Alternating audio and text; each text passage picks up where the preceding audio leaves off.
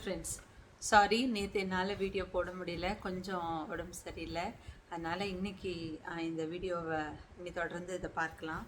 நம்ம தொடர்ந்து மோசையுடைய அந்த மன அழுத்தத்திலேருந்து கர்த்தர் எப்படி அவனை விடுதலையாக்கி தன் சொந்த ஜனங்களை நடத்தும்படியாக தேவன் எப்படி பயன்படுத்தி வருகிறார் அப்படிங்கிறத நம்ம பார்த்து வருகிறோம்.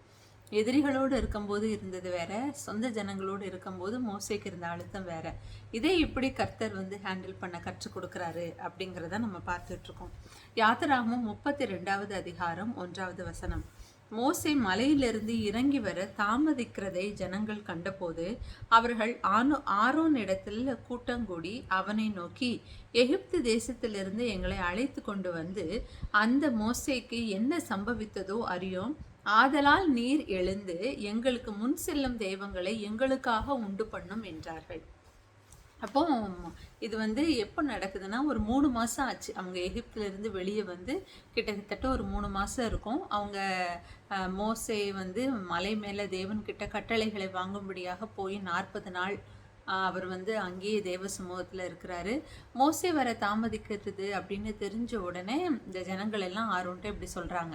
இதுக்கு முன்னாடி தேவன் 10 கட்டளைகளை இவங்களுக்கு கொடுக்கும்போதே சொல்லியிருப்பாங்க ஜனங்க, தேவன் பேச வேண்டாம், மோசே நீயே எங்களுக்காக பேசு, நாங்கள் தேவன் பேசுகிறத கேட்டால் நாங்கள் செத்துருவோம் அப்படின்றதுனால மிச்சம் இருக்கிற பிரமாணங்களை தேவன்கிட்ட போய் பெற்றுக்கொள்ளும்படியாக மோசே மலை மேலே ஏறி போகிறார். கீழே எல்லா ஜனங்களும் இருக்கிறாங்க. அப்போ இந்த ஜனங்க 3 மாசமா தேவனுக்கு பண்டிகை கொண்டாடணும் அப்படின்னும் தேவனுக்கு ஒரு உருவம் கொடுக்கணும்னும் அவங்களுக்கு தோணவே இல்லை. இந்த மோசே தான் இவங்களை இவ்வளவு நாளாக நடத்தி கொண்டு வந்தார். 3 மாசமா கிட்டத்தட்ட சில வருஷங்களா மோசையே தெரியும்.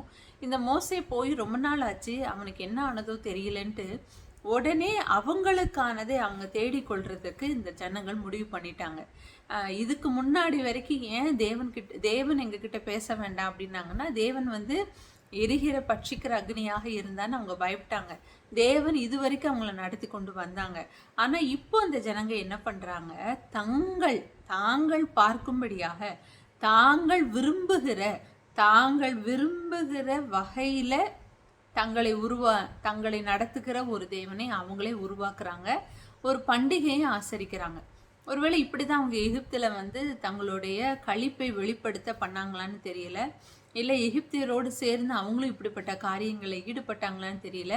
ஆனால் பிரத்யட்சமாக நாம் கண்களால் காணாத தேவன்கிட்ட இருந்து அவ்வளவு நன்மைகளை பெற்றுக்கொண்டோங்கிறத ஒரு நிமிஷத்தில் மறந்துட்டு இவங்களே ஒரு கன்றுக்குட்டியை செஞ்சிடறாங்க. இப்போ 10வது அதாவது 10 கட்டளைகளில் தேவன் கொடுத்த ஒரு கட்டளை யாத்திராகமம் 20:23, நீங்கள் எனக்கு ஒப்பாக வெள்ளியினாலே தெய்வங்களையும் பொன்னினாலே தெய்வங்களையும் உங்களுக்கு உண்டாக்க வேண்டாம்னு கர்த்தர் மோசே பேசல, கர்த்தரே டைரக்டா ஜனங்க கிட்ட பேசினது.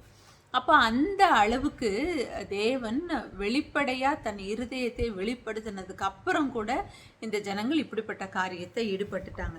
இப்போ மலை மேல மோசே என்ன பண்ணிட்டு இருக்காரு, தேவன்கிட்ட பேசிட்டு இருக்காரு. அப்போ தேவன் சொல்றாரு, இந்த ஜனங்க சீக்கிரமா வழிவு போற இருதயம் உள்ளவங்க, வணங்கா கழுத்துள்ளவங்க, மோசே நான் என்ன செய்யறேன், நான் அந்த ஜனங்களை அழிச்சிருந்தேன், நான் உன்னுடைய சந்ததியை எனக்கு உகந்த சந்ததியாக உருவாக்குறேன் அப்படின்னு தேவன் சொல்லுவார். ஆனால் மோசே ஒத்துக்க மாட்டார். தேவன் யாத்திராகமும் 32:9-10 தேவன் மோசே கிட்ட இதை வெளிப்படுத்துறார். 11வது வசனத்துல மோசே சொல்றாரு, மோசே தன் தேவனாகிய கர்த்தரை நோக்கி, கர்த்தாவே, தேவரீர் மகா பலத்தினாலும் வல்லமுள்ள கையினாலும் எகிப்து தேசத்திலிருந்து புறப்பட பண்ணின உம்முடைய ஜனங்களுக்கு விரோதமாக உம்முடைய கோபம் பற்றி எறிவதென்ன, அப்படிலாம் பண்ணிடாதீங்கப்பா அப்படின்னு ரெக்வஸ்ட் பண்ணுறாரு யாரு, மோசே. அப்போது மோசையுடைய ரெக்வஸ்டை ஏற்று தேவனும் அப்பொழுது கர்த்தர் தமது ஜனங்களுக்கு செய்ய நினைத்து தீங்கை செய்யாதபடிக்கு பரிதாபம் கொண்டார். அப்போ மோசையுடைய பேச்சை கேட்டு ஜனங்களை அழிக்கணும்னு நினைச்ச தேவனை அழிக்கலை. இத்தனைக்கும் தேவன் தான் அந்த ஜனங்களை உண்டாக்கினவர். ஆனால் அந்த ஜனங்களுக்கு மத்தியிலிருந்து ஒருத்தன் தேவன்கிட்ட பேசவும் தேவன் பரவாயில்ல அப்படின்னு விட்டுருதார். இப்போ மலையிலேருந்து மோசே கீழே இறங்கி வர்றார். மோசே கையில் என்ன இருந்துச்சுன்னா 15-16 அந்த பலகைகள் தேவனால் செய்யப்பட்டதாயும் அவைகளிலே பதிந்த எழுத்து தேவனால் எழுதப்பட்டதாயும் இருந்தது. அந்த அந்த கற்பலகைகளும் சரி, அதில் இருக்கிற எழுத்து ரெண்டுமே தேவனால செய்யப்பட்டதும் எழுதப்பட்டதையும் சுமந்து கொண்டு மோசே வருகிறார். மோசே என்ன செய்யறாரு? தேவன்கிட்ட இந்த ஜனங்களுக்காக ரெக்வெஸ்ட் பண்ணிட்டு மோசே மலையிலிருந்து இறங்கி வர்றார். 19வது, அவன் பாளையத்துக்கு சமீபித்து அந்த கன்றுக்குட்டியையும் நடனத்தையும் கண்டபோது மோசே கோபம் மூண்டவனாகி தன் கையிலே இருந்த பலகைகளை மலையின் அடியிலே எரிந்து போட்டு உடைத்து போடுறார். அப்போ மோசேக்கு இது தெரியாமல்லாம் இல்லை, மோசேக்கு தெரியும் இந்த ஜனங்க இப்படிலாம் நடந்துக்கிறாங்கன்னு தேவனே மோசேக்கு வெளிப்படுத்துறார். இவர் ரெக்வெஸ்ட் பண்ணி தேவனுடைய கோபத்தை ஆற்றிட்டு கீழே வந்து அவர் கண்ணால, அவர் மாம்ச கண்களால் இதை பார்க்கும்போது மோசேக்கு கோபம் தாங்க முடியாம என்ன செஞ்சிடறாரு? தேவனால உருவாக்கப்பட்டு எழுதப்பட்ட அந்த கற்பலகைகளை போட்டு உடைச்சிடுறார். இதுக்கப்புறம் நிறைய காரியம் நடக்குது. லேவியரை தன் பக்கம் வர வச்சு ஜனங்கள்ல 3000 சொச்ச பேரை வந்து கொல்றாரு. அந்த கன்றுக்குட்டியை வந்து சுட்டெரித்து அதை பொடியாக்கி எல்லா ஜனங்களுக்கும் குடிக்க கொடுக்குறாரு. அப்புறம் ரொம்ப அந்த ஜனங்க கிட்ட, ஆரோன் கிட்ட கோவப்படுறாரு. இதெல்லாம் நடக்குது. இதெல்லாம் நியாயமான கோவம். ஒரு ஆவிக்குரிய ஒரு லீடரா அவர் செஞ்சதுல தப்பே கிடையாது. ஆனா அவர் வந்து இந்த கற்பலகைகளை உடைச்சிருக்க கூடாது. அது வந்து தேவன் கிட்ட இருந்து வந்த எழுத்துக்கள். இது எதற்கு சமானம் அப்படின்னா, முதல்ல உருவமே இல்லாத தேவனானவர் வார்த்தை வடிவில் இறங்கி இஸ்ரவேல் ஜனங்க கிட்ட தன்னை வெளிப்படுத்தும்படியாக மோசே கிட்ட தன்னை கொடுத்து அனுப்புறார். இது வரைக்கும் அந்த ஜனங்களுக்கு எந்த பிரமாணமும், அவர் வந்து ஆபிரகாமை செலக்ட் பண்ணதுலேருந்து இன்ன வரைக்கும் எதுவுமே எழுத்தின் பிரகாரமாக எதுவுமே கிடையாது. முதல்ல வார்த்தை வடிவில் தேவன் தன்னுடைய பிரமாணங்களை கொடுத்து அனுப்புறத மோசே உடைச்சிடுறார். நீங்க இதை பார்த்தீங்கன்னா, வார்த்தையானவர் மாம்சமாகி இயேசு கிறிஸ்து இஸ்ரவேல் ஜனங்களுக்கு மத்தியில வரும்போதும் அதே இஸ்ரவேல் ஜனங்க தங்கள் கைகளாலேயே தேவனை உடைப்பாங்க. அதாவது தேவனை சிறுவையிலே அவங்களே ஒப்பு கொடுப்பாங்க அப்படிங்கிறத நம்ம பார்க்கிறோம் இல்லையா? சுவிசேஷ புத்தகங்கள். அவங்க தான் சிலுவையில் இவனை அறையணும் அப்படின்னு சொல்லி பரிசேயர் சதுசேயர் இவங்கெல்லாம் இஸ்ரவேலை சார்ந்தவங்க. அவங்க எல்லாரும் சேர்ந்து தான் என்ன செய்வாங்க?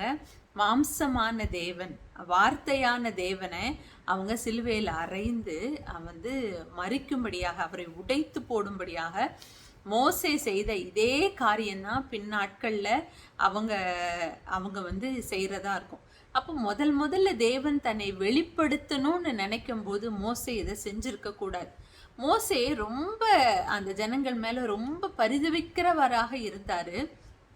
ஆனாலும் இந்த காரியத்தை ஏன் மோசே செய்தார்? ஏன் உடைச்சு போடணும்? நீங்கள் இந்த உடைச்சு போட்டதுனால இன்னொரு பிரச்சனை என்ன தெரியுமா? மோசேட்ட வந்து தேவன் சொல்கிறாரு, யாத்திராகமம் 34:1 முந்தின கற்பலகைகளுக்கு ஒத்த 2 கற்பலகைகளும் இழைத்துக்கொள், நீ உடைத்து போட்ட முந்தின பலகைகளில் இருந்த வார்த்தைகளை அவைகளில் எழுதுவேன். இப்போ நீயே செஞ்சுட்டு வா கற்பலகைகளை, நான் அதில் எழுதுறேன் அப்படின்னு சொல்லி மோசையை மலைக்கு கூப்பிடுறாரு. ஆனால் ஆக்சுவலாக என்ன நடக்கும்னா 28வது வசனம், அவன் 10 கட்டளைகளாகிய உடன்படிக்கையின் வார்த்தைகளை பலகைகளினாலே எழுதினான். அப்போ மனுஷனாலே உருவாக்கப்பட்டு மனுஷ கரங்களினாலே எழுதப்பட்ட தேவனுடைய வார்த்தை தான் யார்கிட்ட வந்தது அப்படின்னா இஸ்ரவேல் ஜனங்க கிட்ட வந்தது. இதனால உண்டான பிரச்சனை என்ன? பின்னாட்களில் இயேசு கிறிஸ்து வரும்போது இந்த தள்ளுதற் சீட்டை கொண்டு மனைவிகளை தள்ளி விடலாம் அப்படின்னு மோசே சொல்லியிருக்கிறாருன்னு. ஆனால் உண்மையாக அப்படி கிடையாது. உங்களுடைய இருதய கடினத்து நிமித்தம் மோசே அப்படி செய்தான் அப்படின்னு. அப்போ தேவன்கிட்ட இருந்து அந்த வார்த்தைக்குள்ள மாறுபாடு இருக்காது. ஆனால் மனுஷன் கையினால் எழுதப்பட்ட வார்த்தைங்கிறதுனால இந்த ஜனங்களோட இருதயத்துக்கு ஏற்றபடி மோசே சில திருத்தங்களை அதில் செய்திருந்தார் அப்படிங்கிறத நம்ம பார்க்குறோம். அப்போ மோசே உடைத்து போட்ட அந்த கற்பலகைகள் அவர் நியாயமான கோபத்தில் தான் உடைச்சாரு. ஆனாலும் அவர் அதை உடைச்சிருக்க கூடாது. அந்த உடைத்ததன் நிமித்தமாக தன்னுடைய தேவனையே அந்த ஜனங்கள் உடைத்தாங்க. தேவன் அவர்களுக்கு உண்மையாக கொண்டு வந்து சேர்க்க வேண்டிய வார்த்தையில நிறைய மாற்றங்கள் நடந்தது. ஏன் இந்த காரியத்தை மோசே செய்தார்? மோசே அந்த ஜனங்களுக்காக அவ்வளவு பரிதபித்திருக்கிறார். தன் ஜனங்கள் அடிமைகளாக இன்னொருத்தரால நொறுக்கப்படுகிறத பார்த்து அவங்களுக்கு கொஞ்சம் கூட மனதில் ஈவு இறக்கம் இல்லாதபடி கொடுமையாக தன் ஜனங்களை வேலை ஏவுறதை பார்த்து அவர் ரொம்ப பரிதாபப்பட்டிருக்கார். அவர் ஒத்தால ஒன்றுமே பண்ண முடியாது, ஆனாலும் அவரால் ஒன்றுமே செய்ய முடியலன்னு அவர் ரொம்ப வேதனையில் இருந்த காலத்தில் தான் தேவன் அவரை திரும்ப கூட்டி கொண்டு வந்து இந்த ஜனங்களை வெளியே எடுக்கும்படியாக ஒரு பெரிய அற்புதத்தை நிகழ்த்துகிறார். இப்போ அந்த ஜனங்க என்னவா இல்லை, ஒரு அடிமைகளாக இல்லை. இவ்வளோ பெரிய விடுதலை, இவ்வளோ பெரிய ரட்சிப்பை தேவன் இவர்களுக்கு மேலே ஆளுகிற, இவர்களை அடக்குகிற ஒருவருமே இல்லாதபடி செஞ்ச தேவனுக்கு விரோதமாக இவங்க இப்படி செஞ்சிட்டாங்களே, உங்களுக்கு இது தேவையா? யூ டோன்ட் டிசர்வ் அப்படின்ட்டு அந்த கற்பலகைகளை மோசே உடைச்சி போடுறார். நம்ம சில நேரம் யாருக்காவது ஒரு நல்ல ஒரு பொருளை, சொந்தத்திலே யாருக்கோ திருமணம், ஒரு நல்ல ஒரு விலை உயர்ந்த ஒரு காஸ்ட்லி கிஃப்டை வாங்குகிறோம். ஆனால் அவங்க நடந்து கொண்ட விதமோ, அவங்க நம்மக்கிட்ட பேசின விதமோ, இல்லை அவங்க செய்கைகளில் ஒரு பெருத்த ஏமாற்றம் நம்ம வாழ்க்கையில் பார்த்தோம் அப்படின்னா, உனக்கு போய் இந்த கிஃப்டை கொடுக்கணும்னு நினச்சேனே, இதுக்கு நீ தகுதியுள்ளவனே இல்லை அப்படின்னு கொடுக்காம நம்ம நிறுத்துவது போல தான் மோசே இந்த இடத்துல தேவன் அவர்களுக்காக கொடுத்த இந்த கற்பலகைகளை, நீங்க இதுக்கு தகுதியானவர்கள் அல்ல, உங்களுக்கு போய் நான் மலையில 40 நாள் இருந்து தேவன் தன்னுடைய வார்த்தையை எல்லாவற்றையும் உங்களுக்கு சொல்லி உங்களை பண்படுத்தணும்னு நினைச்சாரே அப்படின்ட்டு அதை உடைச்சு போடுறார். ஏன்னா மோசேக்கு நல்லா தெரியும் தேவன் இவர்களை உருவாக்குவதற்காகவே இந்த கட்டளைகள் எல்லாம் கொடுத்துருக்கிறாரு. ஏன்னா இது வரைக்கும் அடிமையில் இருந்திருக்கிறாங்க, இனி அவங்கள உருவாக்கணும் அப்படிங்கிறதுக்காக கொடுக்குறாருன்னு அவருக்கு நல்லா தெரியும். அப்போ இப்படிப்பட்ட இரக்கமுள்ள நல்ல ஒரு தேவனுக்கு விரோதமாக இந்த ஜனங்கள் இப்படி நடந்துட்டாங்களேங்கிற கோபத்தில் அதை என்ன செஞ்சிடறாரு, அதை உடைச்சு போடுறாரு. இப்போ இதே காரியத்தை நம்ம எல்லாருமே செய்கிறோம். மோசே இந்த காரியத்தை செய்யறதுக்கு முன்னாடி அவர் மனசுல இருந்தது என்னன்னா, இந்த ஜனங்களுக்கு விடுதலை கிடைச்சா போதும், அது மட்டும் தான் மோசையுடைய மைண்டில் இருந்தது. நம்மளும் நினைப்போம் இல்லையா, இவங்க ரட்சிக்கப்பட்டுட்டா போதும், இவங்க லைஃபே நல்லாயிடும், இந்த குடும்பத்துல இயேசு கிறிஸ்துவோடைய ஒரு கிருபை கிடைச்சா போதும், இந்த குடும்பம் மாறிடும் இப்படின்னு நம்ம நினைக்கிறோம் இல்லையா. அதே போலதான் மோசே என்ன நினைச்சாரு, இந்த ஜனங்களுக்கு எகிப்துல இருந்து ஒரு விடுதலை கிடைச்சா போதும், இவங்க லைஃபே ரொம்ப நல்லாயிடும் அப்படின்னு தான் மோசே நினைச்சார். ஆனால் அந்த ஜனங்களோடு நடக்க தான் மோசேக்குமே தெரியுது, இந்த ஜனங்களுக்கு விடுதலை மட்டும் போதாது, இந்த ஜனங்களுக்கு உணர்வு வேணும். அதாவது இந்த ஜனங்க ஃப்ரம் ஸ்க்ராட்ச், அதாவது ஃப்ரம் அடிமட்டத்திலிருந்து இந்த ஜனங்கள் கட்டி எழுப்பப்பட வேண்டிய ஒரு ஜனங்களாக, அப்படிப்பட்ட மனநிலைமை உள்ளவர்களாக இருக்கிறாங்கன்னு மோசேக்கு தெரியும். அதனால தான் தேவன் இந்த கற்பனைகள் எல்லாம் கொடுக்கும்போது, இதெல்லாம் எதுக்குப்பா, ஏற்கனவே நிறைய ரூல்ஸ் அண்ட் ரெகுலேஷன்ஸ்லேருந்து வெளியே வந்திருக்கிறாங்க, அவங்களுக்கே நீங்கள் மறுபடியும் ரூல்ஸ் அண்ட் ரெகுலேஷன்ஸ் கொடுக்குறீங்கன்னு மோசே கேட்கல.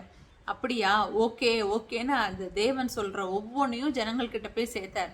ஏன்னா இந்த ஜனங்கள் கட்டி எழுப்பப்படுகிறதற்கு இந்த வார்த்தை ரொம்ப முக்கியம்னு மோசேக்கு தெரியும்.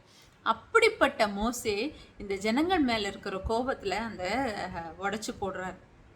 நாம் எவ்வளவு நேரம், எத்தனை முறை இப்படி தேவனுக்கு விரோதமாக நடந்த நம்ம குடும்ப உறுப்பினர்களின் நிமித்தம் தேவன்கிட்ட ஒருத்தரை கூட்டிட்டு வரணும்னு நினச்சி அவர்களுக்காக பரிதவிக்கும் போது, அந்த ஜனங்கள் தேவனுக்கு விரோதமான ஏதோ ஒரு காரியத்தை செய்கிறாங்கும் போது, உனக்கு போய் தேவன் தேவையில்லை அப்படின்னு செய்யக்கூடிய நன்மைகளை செய்யாமல் தடுத்து நிறுத்தியிருப்போம். அவங்க ஏதோ ஒரு உதவிக்கு தேவன்கிட்ட வரணும்ன்ட்டு நம்மக்கிட்ட ஜெப ரெக்வஸ்ட் வச்சுருப்பாங்க, நம்மளும் அவங்களுக்காக ஜெபிச்சிருப்போம், அவங்களுக்கு சுகமாக இருக்கும்.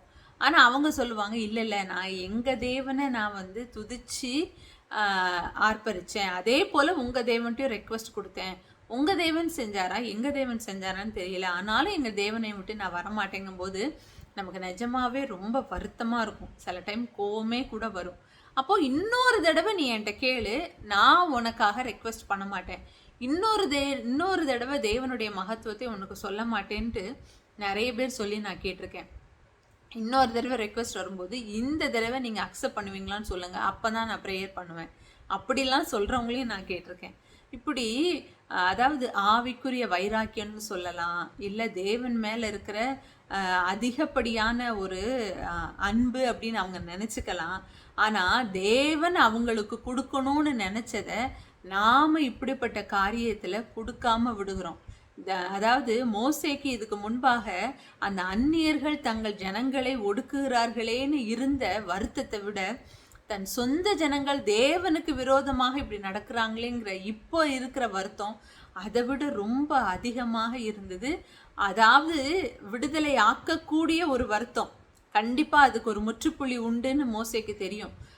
தேவன் வந்து ஒரு மனசு வச்சா, இல்லை ஒரு பெரிய காரியம் நடந்து அதில் ஒரு மாற்றம் வந்துடும்னு. ஆனால் இப்படிப்பட்ட மனநிலையில் இருக்கிற ஜனங்களை எப்படி மாற்றுவதுன்னு தெரியாமல் மோசையுடைய இருதயம் ரொம்ப அல்லாடி ரொம்ப வாதையில் இருந்ததுங்கிறத அவன் கல்லை எடுத்து உடைத்ததிலே தெரிஞ்சிருக்கலாம். கர்த்தர் மேலே ஏற்கனவே சொல்லிட்டார் இல்லையா, அந்த ஜனங்கள் வழி விலகி போயிட்டாங்கன்னு. அப்போ அவர் அந்த கற்பலைகளை வச்சிருக்கலாம். இந்த வார்த்தைகள் அந்த ஜனங்களுக்கு போய் கொடுக்காத மோசே, அவங்க எப்படியோ வாழ்ந்து எப்படியோ போகட்டும் அப்படின்னு தேவன் கொடுக்கல. இதுக்கப்புறமாகவும் தேவன் கொடுத்து நீ கீழே போன அனுப்பிச்சு விடுறாரு. அப்படின்னா என்ன அர்த்தம்? அந்த ஜனங்கள் வந்து வணங்கா கழுத்துள்ளவர்கள் தான், ஆனாலும் நீ இதை கொடு, அதன் மூலமா அந்த ஜனங்கள் மாற்றப்படுவாங்க அப்படின்ட்டு. ஆனா மோசே என்ன செஞ்சிட்டாரு? அதை உடைச்சு போட்டுருதாரு. அதாவது செத்தை பரிமள தைலம் முழுவதையும் நாரி போக பண்ணுங்கிறது போல மோசையோடைய இதே செய்கை தான் இதுக்கப்புறமாகவும் அந்த மலையை பார்த்து 2 முறை பேசுங்கும் போதும் இதே செயலை தான் அவர் வெளிப்படுத்துவார். நீங்க இவ்வளவு தூரம் முறுமுறுக்கிறதுக்கு உங்களுக்கு பேசி அந்த தண்ணி வரணுமா? நான் அடிச்சு ஏற்கனவே எப்படி செஞ்சேனோ அப்படியே நான் பண்றேன்ட்டு பண்ணிடுவார். அப்போ அதாவது தன் சொந்த ஜனங்களால யாருக்காக பரிதபித்தானோ அந்த ஜனங்களுக்காகவே, யாருக்காக இந்த ஜனங்களை கானான் தேசத்துக்கு அழைத்து கொண்டு போகணும்ட்டு தேவனுக்கு முன்பாக பணிந்தானோ அந்த தேவனை இந்த ஜனங்கள்கிட்ட இருந்து தூரப்படுத்தும்படியாக, இல்லை தேவனுடைய வார்த்தை அப்படி அந்த ஜனங்களுக்கு சேர விடாதபடி மோசையே நடந்து கொண்டார். நாமும் ரொம்ப ஜாக்கிரதையா இருக்கணும். ஆவிக்குரிய வைராக்கியங்கிற பேர்ல, இல்லை பரிசுத்தங்கிற பேர்ல, கோபத்துல, அதாவது பனிஷ்மெண்ட் கொடுக்கறது வேற, தேவனையே அவங்க கிட்ட கொடுக்காதபடி நிறுத்துறது வேற. ஜாக்கிரதையோட நடப்போம். மோசே செய்தது போல செய்யாதிருப்போம். God bless you.